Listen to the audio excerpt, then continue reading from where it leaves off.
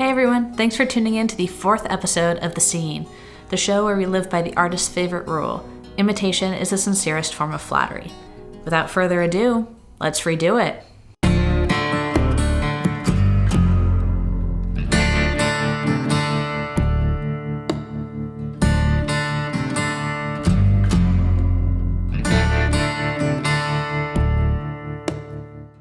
The movie that we're going to be taking a look at today is Paul Thomas Anderson's Inherent Vice.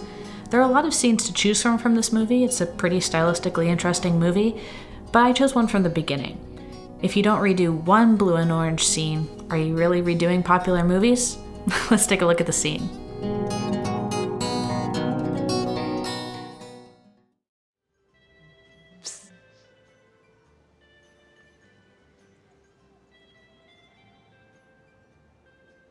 That you, Shasta?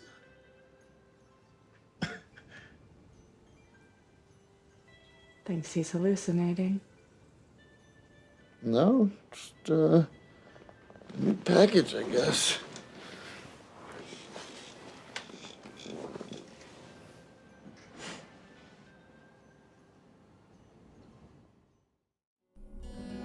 It's a lot of blue and orange. It's a healthy amount of blue and orange.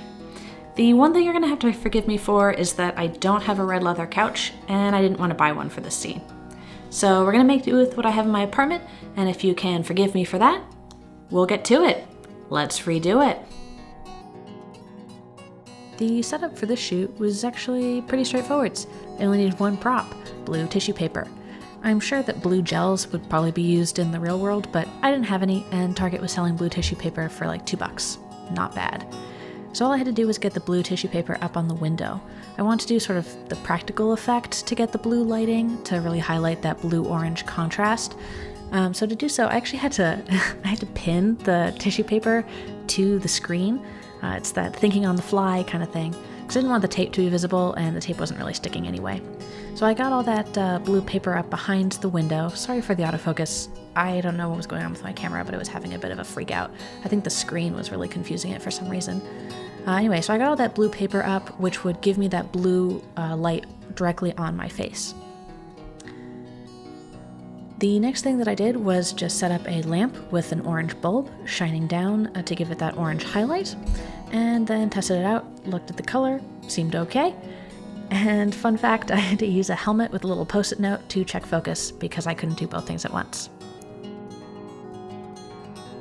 As per usual, I want to start by pulling out the clips from the original scene that I was going to replace, and then painstakingly go through my own footage to find the clips that I would drop in. Honestly, I got a little discouraged at the beginning. It really didn't look like it was going to match or work at all, and I don't know, I just wasn't really too happy with it.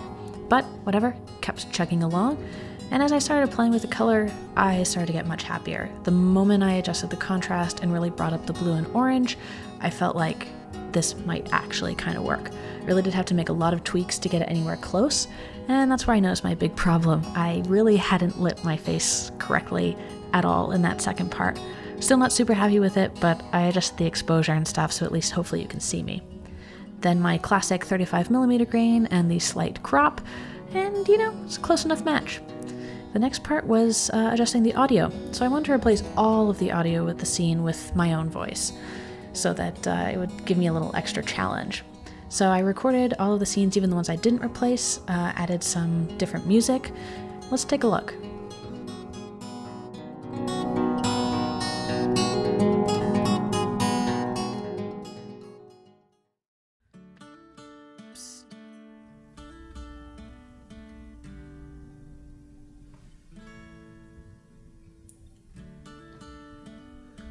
Is that you, Shasta?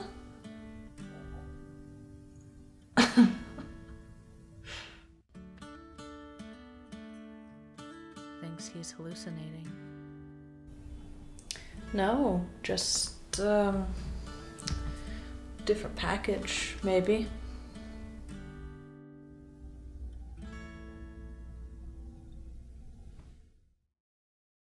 And there we have it. That was the scene.